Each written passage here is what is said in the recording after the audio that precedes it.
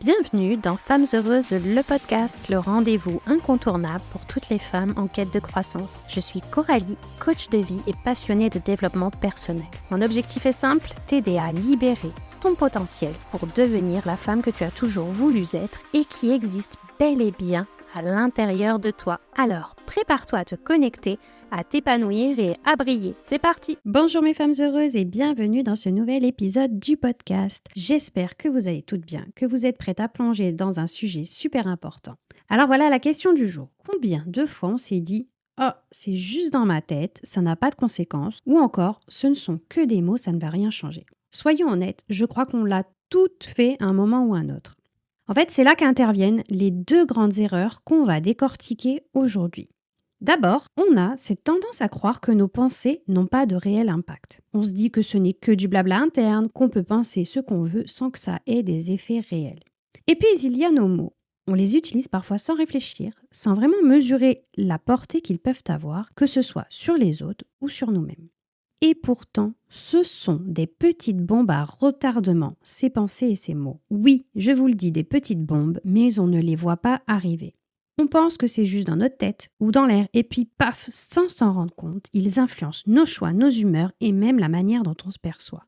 Ils sont bien plus puissants qu'on ne le croit. Alors aujourd'hui, on va explorer tout ça ensemble. On va se demander pourquoi nos pensées et nos mots sont en réalité des outils hyper puissants ou des pièges. Tout dépend de comment on les utilise. Je vais vous montrer comment les transformer pour qu'ils travaillent en votre faveur et non contre vous.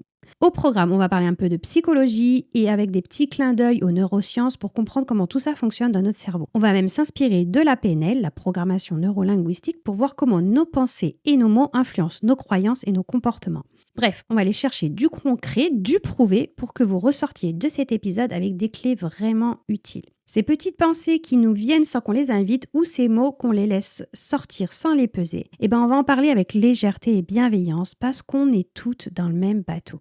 Alors, prête à découvrir comment reprendre le pouvoir sur tes pensées et tes mots, je te promets que ce que tu vas apprendre d'ici va changer la manière de te parler, de parler aux autres et surtout de te percevoir. Allez, c'est parti, on se lance. Alors, on va s'attaquer à la première grosse erreur, croire que nos pensées n'ont pas d'impact. Qu'on s'est toutes dit au moins une fois, ce n'est que dans ma tête, ça ne va pas influencer ma vie.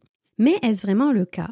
Eh bien non. Je vais t'expliquer pourquoi tes pensées, même celles que tu regardes pour toi, ont une influence énorme sur ton quotidien. D'abord, c'est normal de penser ça.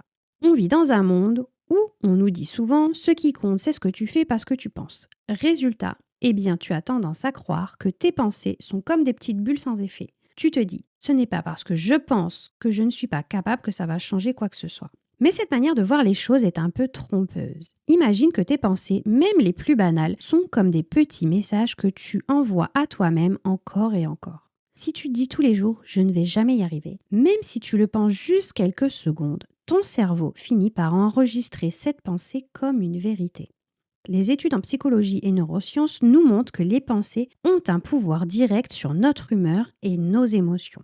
Quand tu penses quelque chose de négatif, ça active une partie du cerveau appelée l'amygdale. L'amygdale, c'est le centre de la peur et du stress. Donc une pensée comme « je suis nul » ou « je ne vais jamais y arriver » peut vraiment déclencher des réactions émotionnelles puissantes même si tu ne le réalises pas tout de suite. Prenons un exemple simple. Imagine que tu as un projet à mener. La première pensée qui te vient à l'esprit, c'est « je ne vais pas être à la hauteur ». Même si tu fais semblant de ne pas y croire, cette pensée a déjà déclenché un léger stress, elle a activé cette fameuse amygdale. Ton corps, lui, commence à réagir. Peut-être que ton cœur bat un peu plus vite, peut-être que tu ressens une petite appréhension. Et tout ça, c'est juste à cause d'une pensée. Tu te retrouves bloqué avant même d'avoir commencé. C'est là que ça devient intéressant et un peu vicieux, c'est que ce n'est pas une seule pensée qui va changer ta vie, mais la répétition de cette pensée encore et encore. Quand tu te répètes une pensée, elle se transforme en croyance. Par exemple, si tu penses souvent « je ne suis pas capable », tu finis par vraiment croire que tu n'es pas capable. C'est ce qu'on appelle une croyance limitante. En PNL, on dit que nos pensées créent des filtres à travers lesquels on voit la vie. Donc si tu te répètes constamment que tu n'es pas capable, ça devient une sorte de filtre qui influence tout ce que tu fais. Imagine des lunettes teintées en gris. Tu vois tout avec ce filtre, même les moments où tu es en réalité tout à fait capable. Il y a des études en psychologie qui montrent que les croyances limitantes peuvent vraiment freiner notre développement personnel. Elles agissent comme des barrières mentales qui t'empêchent de saisir des opportunités, d'aller vers tes objectifs ou même d'essayer de nouvelles choses. Et la base de cette croyance, ce sont tes pensées. Donc oui, tes pensées ont bel et bien un impact concret sur la manière dont tu te perçois et dont tu te comportes.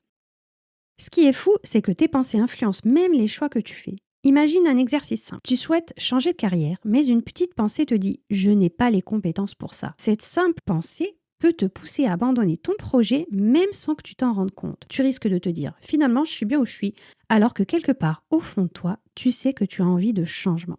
Là aussi, les neurosciences confirment que ce processus est bien réel. Quand une pensée négative se répète, le cerveau renforce les connexions neuronales associées à cette pensée.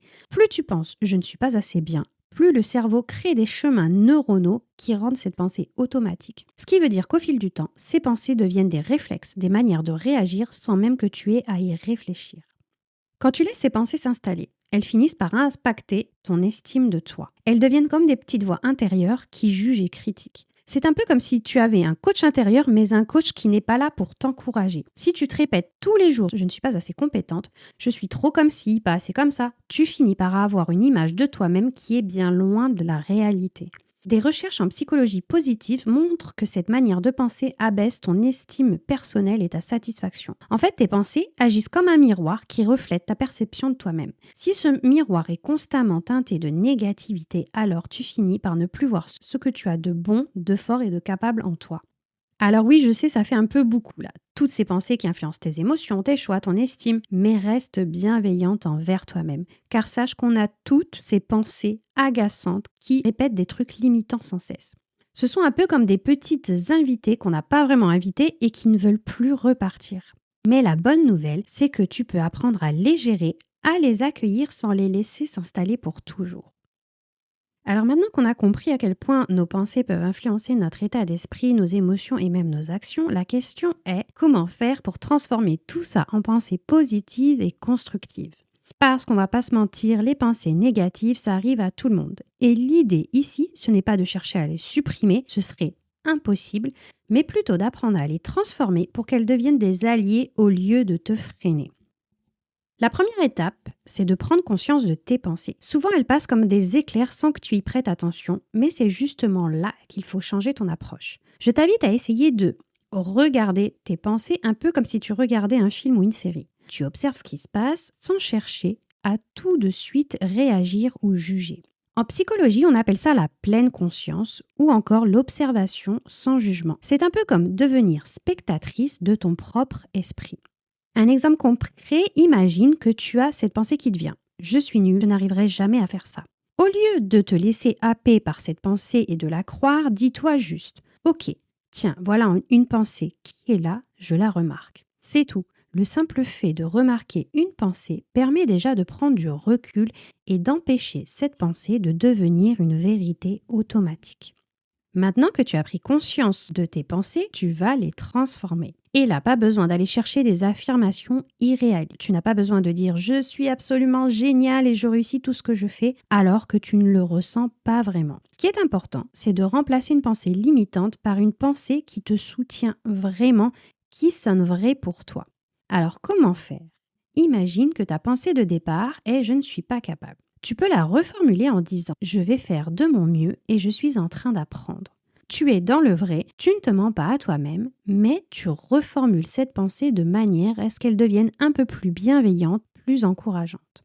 Un autre exemple, si tu te dis souvent « je ne mérite pas ça », essaye de la transformer en « j'ai le droit de m'accorder une chance d'essayer ». C'est réaliste et en même temps, c'est une pensée qui te permet d'avancer. C'est une petite différence qui peut changer ton état d'esprit. Alors pourquoi est-ce que remplacer une pensée limitante par une pensée plus positive fonctionne-t-elle vraiment ? Eh bien, tu peux remercier ton cerveau et son pouvoir de neuroplasticité. La neuroplasticité, c'est cette capacité qu'a ton cerveau à créer de nouvelles connexions neuronales. Plus tu répètes une pensée positive, plus le cerveau renforce ce nouveau circuit neuronal. En gros, chaque fois que tu choisis une pensée constructive, au lieu de laisser une pensée limitante s'installer, tu entraînes ton cerveau à privilégier des pensées positives. C'est un peu comme si tu redirigeais une rivière. Au début, ça prend du temps, mais à force de répétition, cette nouvelle direction devient de plus en plus facile à suivre. Des études en neurosciences montrent même que les pensées positives augmentent la production de dopamine, ce neurotransmetteur associé à la récompense et au plaisir. Donc en choisissant des pensées plus bienveillantes, tu déclenches une boucle de récompense dans ton cerveau qui te fait te sentir bien. C'est comme un petit shoot de bonheur naturel. Maintenant, je te propose un exercice que tu peux essayer dès aujourd'hui pour transformer tes pensées. C'est un exercice très simple mais hyper puissant. Prends un carnet, ton téléphone ou même un petit bout de papier et note une pensée limitante qui te vient souvent. Par exemple, je n'ai pas confiance en moi, je ne suis pas assez bien pour ça, etc. Ensuite, pose-toi la question, comment pourrais-je reformuler cette pensée pour qu'elle devienne plus encourageante ? Par exemple, je n'ai pas confiance en moi pourrait devenir je travaille sur ma confiance en moi étape par étape.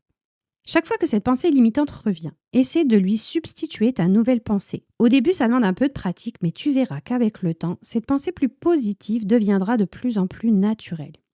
Cet exercice s'appuie sur des principes de la psychologie cognitive qui montrent que la manière dont tu interprètes les situations influence directement ton bien-être. En modifiant tes interprétations, tu modifies aussi ta perception de toi-même. Un point super important dans ce processus, c'est d'être bienveillante envers toi-même. Et ça, je le répète beaucoup dans mes séances de coaching. La bienveillance, c'est vraiment la clé.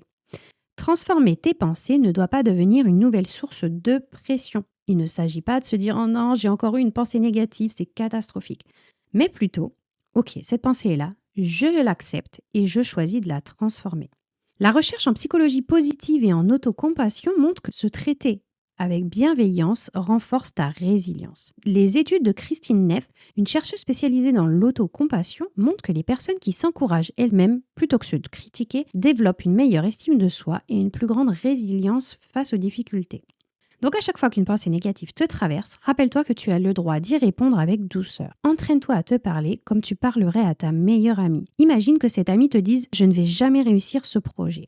Et qu'est-ce que tu lui dirais ? Est-ce que tu lui dirais « Oui, tu as raison, c'est trop dur pour toi ?» Bien sûr que non. Alors offre-toi cette même bienveillance.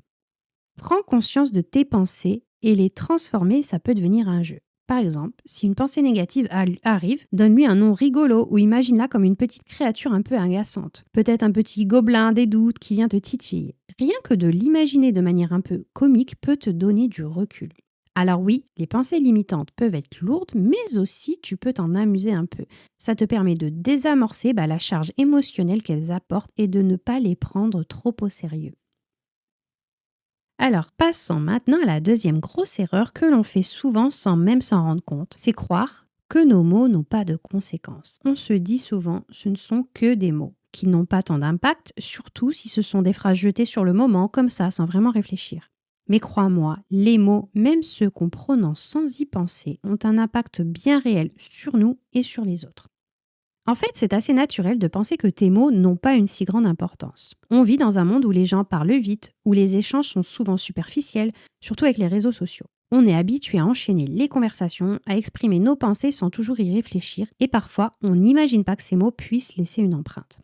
Mais si on regarde ce que la science et la psychologie disent sur le sujet, on voit tout de suite que les mots sont beaucoup plus puissants qu'on ne le croit. Tes mots, qu'ils soient adressés aux autres ou à toi-même, sont comme des graines. Si tu plantes des graines bienveillantes, encourageantes, tu récoltes de la confiance et de la motivation. Mais si tu plantes des graines de doute et de critique, tu récoltes de l'insécurité et de la peur. On va donc voir ensemble pourquoi ces mots, même ceux qu'on pense insignifiants, finissent par modeler nos croyances et nos comportements. Parlons d'abord des mots qu'on dit aux autres. Il y a une étude en psychologie sociale qui montre que les commentaires négatifs laissent souvent une empreinte plus profonde que les commentaires positifs. En d'autres termes, si tu dis à quelqu'un « tu n'es pas très doué pour ça », cette personne peut garder cette phrase en tête pendant longtemps, même si tu l'as prononcée de manière anodine sur le moment. C'est ce qu'on appelle l'effet de halo. Un simple commentaire peut avoir un effet durable sur la manière dont quelqu'un se perçoit. Par exemple, imagine que tu dises à une amie « tu n'as jamais été très forte en organisation ». Même si c'est dit avec humour, ton amie pourrait bien finir par y croire, surtout si elle a déjà des doutes sur elle-même. Et ça, c'est quelque chose que beaucoup d'entre nous vivent au quotidien, surtout nous les femmes, parce qu'on a parfois cette tendance à douter de nous-mêmes. Même une phrase apparemment anodine peut devenir un véritable blocage pour quelqu'un d'autre. Mais ce n'est pas seulement envers les autres que les mots sont importants. En fait, les mots les plus puissants, ce sont souvent ceux que tu te dis à toi-même. Quand tu te répètes « je suis nul, je ne suis pas capable » ou encore « je ne mérite pas d'avoir du succès », ces mots finissent par influencer ta perception de toi-même. Et là encore, la science nous le confirme. Les recherches en neurosciences montrent que les mots que l'on se dit activent des zones précises du cerveau, en particulier celles liées aux émotions et au système de récompense. Quand tu te parles avec des mots dévalorisants, comme incapable ou nul, tu renforces ces schémas négatifs dans le cerveau. A l'inverse, les mots bienveillants et encourageants créent de nouvelles connexions neuronales, comme je te l'ai déjà dit, renforçant ta confiance et ta résilience. Il y a également une autre dimension à prendre en compte, l'énergie des mots. Chaque mot véhicule une certaine énergie, un peu comme une vibration qui t'influence. Certains mots comme échec, problème ou nul créent une énergie négative qui te tire vers le bas. D'autres mots comme opportunité, apprentissage, potentiel sont au contraire porteurs d'une énergie positive. Imagine que tu te lèves le matin et que la première chose que tu te dis c'est « je ne vais pas réussir ma journée, ça va être un vrai cauchemar ». Ce simple choix de mots prépare ton esprit à vivre une journée difficile, car tu te mets déjà dans une énergie de tension et de résistance. Mais si tu te dis « aujourd'hui je vais faire de mon mieux, je suis prête à apprendre », ton esprit entre dans une énergie beaucoup plus ouverte et constructive. Ce concept de l'énergie de mots est soutenu par des études en psychologie positive qui montrent que les personnes qui choisissent des mots positifs pour décrire leurs expériences développent une vision plus optimiste de la vie et sont plus résilientes face aux difficultés. Alors, est-ce que les mots peuvent vraiment changer ta réalité ? La réponse est oui. D'après la psychologie et les sciences humaines, les mots que l'on utilise créent une sorte de cadre mental, une structure à partir de laquelle on perçoit le monde. Les mots sont comme des balises qui orientent ton attention et influencent tes choix. Exemple, si tu te répètes souvent « c'est trop difficile », cette phrase devient comme un mur mental qui bloque ton passage. Même si tu as les capacités, cette phrase t'empêche d'aller plus loin. En revanche, si tu choisis de te dire « ça demande des efforts, mais je vais y aller étape par étape », tu crées un cadre qui te permet d'avancer malgré les difficultés. Maintenant que tu as bien compris à quel point tes mots peuvent t'influencer, passons à la partie qui va vraiment nous aider à aller de l'avant. Comment choisir les mots qui vont te soutenir et te permettre de te sentir plus forte et alignée avec tes valeurs. Parce qu'après tout, tes mots peuvent devenir tes meilleurs alliés. Il suffit de prendre l'habitude de les utiliser de manière consciente. La première chose à faire, c'est de prendre conscience des mots que tu utilises au quotidien. Comme on l'a vu, beaucoup de nos mots sont choisis par automatisme. On répète des phrases toutes faites, on critique sans réfléchir ou on utilise des mots négatifs sans s'en rendre compte. Donc le premier pas pour changer, c'est de devenir consciente de ton langage. Quand tu parles, que ce soit à toi-même ou aux autres, essaie d'observer les mots que tu choisis. Demande-toi, est-ce que ces mots reflètent vraiment ce que je ressens ? Est-ce qu'ils sont alignés avec la personne que je veux devenir ? Pose-toi ces questions. Parce que souvent, quand on commence à observer, on se rend compte qu'on utilise des mots qui nous ne représentent pas vraiment. Par exemple, au lieu de dire « je dois », qui donne une sensation de contrainte, essaye de dire « je choisis de » ou « je décide de ». Cela peut paraître anodin, mais en disant « je choisis de », tu reprends le contrôle et tu te rappelles que tu as la liberté de décider. Les mots que tu utilises peuvent transformer une tâche soit en contrainte ou en opportunité. C'est là que réside tout le pouvoir. La deuxième étape, c'est d'apprendre à remplacer les mots qui te dévalorisent par des mots qui t'encouragent. Et ici, on ne parle pas de se répéter des affirmations forcées, mais plutôt de choisir des mots qui t'élèvent, qui te rappellent ton potentiel. Exemple, si tu te surprends à dire « je ne suis pas capable de faire ça », essaye de remplacer cette phrase par quelque chose de plus constructif comme « je vais faire de mon mieux, j'ai le droit d'apprendre en chemin ». Au lieu de dire « je suis nul en », dis plutôt « je suis en train de m'améliorer ». Les mots que tu choisis influencent ta perception de toi-même. Plus tu choisis des mots bienveillants, plus tu renforceras ton estime de toi. Des études en psychologie montrent que les personnes qui se parlent avec des mots positifs sont plus résilientes, comme je te l'ai dit, et plus confiantes face aux défis. En fait, elles développent une sorte de bouclier mental qui les protège des moments de doute. Donc, remplace les mots négatifs dès qu'ils apparaissent et observe l'effet que ça a sur ton état d'esprit. Une autre stratégie qui fonctionne très bien, c'est de t'entourer de mots positifs. Car oui, on est influencé par les mots que l'on entend autour de nous, que ce soit dans les conversations, les livres, les podcasts ou même sur les réseaux sociaux. Plus tu t'entoures de messages inspirants, plus ton esprit intègre ces mots comme des références. Par exemple, tu peux écrire des citations inspirantes et les placer à des endroits où tu les verras tous les jours. Ton miroir, ton bureau ou même sur l'écran de ton téléphone. Des phrases comme « je suis capable de créer la vie qui me correspond » ou « chaque jour est une opportunité de grandir » peuvent paraître simples, mais elles créent un environnement positif et soutenant pour ton esprit. Le cerveau est une éponge. Plus tu lui présentes des mots positifs et inspirants, plus il va les intégrer et les renvoyer sous forme de pensées encourageantes. C'est comme si tu nourrissais ton esprit de vitamines mentales. Alors, avec le temps, ces messages se substituent aux pensées limitantes et te soutiennent dans les moments de doute. Un autre moyen puissant d'utiliser les mots, c'est de les transformer en intentions. Au lieu de parler de manière vague, prends l'habitude d'utiliser des mots qui expriment une volonté claire et positive. Par exemple, au lieu de dire « j'espère que ça ira », tu pourrais dire « je vais tout faire pour que ça fonctionne ». L'intention ici est claire et précise. Elle donne un objectif à ton esprit. Quand tu utilises ces mots qui expriment une intention positive, tu engages ton cerveau à mobiliser les ressources nécessaires pour atteindre cet objectif.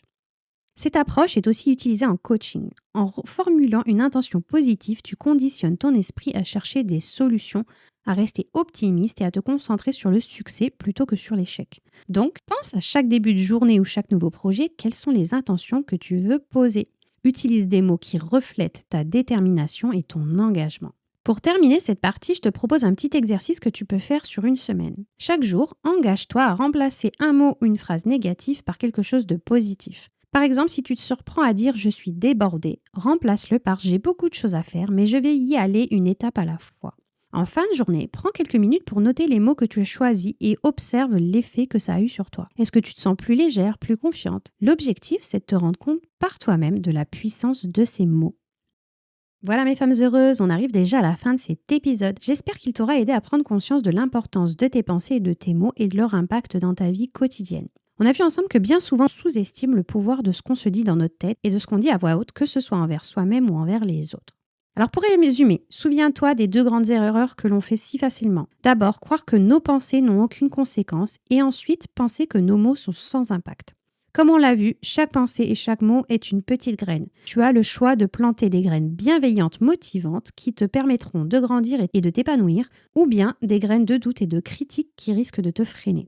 L'idée, ce n'est pas d'éviter complètement de penser les mots négatifs car on est toutes humaines, mais plutôt de les transformer, de les choisir avec intention pour qu'ils deviennent des alliés. Commence par prendre conscience de tes pensées, observe les mots que tu utilises au quotidien et entraîne-toi à choisir ceux qui te permettent d'avancer. La neurosciences, la psychologie, la PLN, tout ça nous montre que notre cerveau est capable de s'adapter, d'apprendre et de se reprogrammer. Alors donne-lui cette chance.